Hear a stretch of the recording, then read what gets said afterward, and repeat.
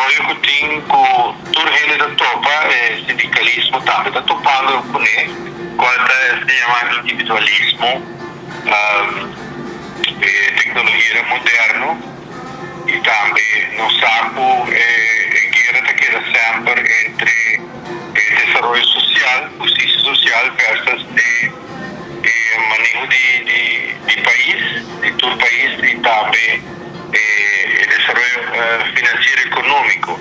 Então, a balança que se quer buscar no saco retorno sindical para manter uma justiça social e um país participativo caminha com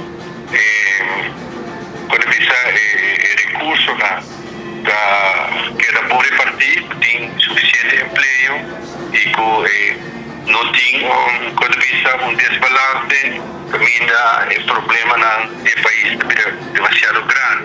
Nesse sentido, se o sindicato não tem membro e automaticamente não tem voz para se ter, mas no momento que mostra que é membro automaticamente tem poder para forçar balance entre poder e capital e justiça social.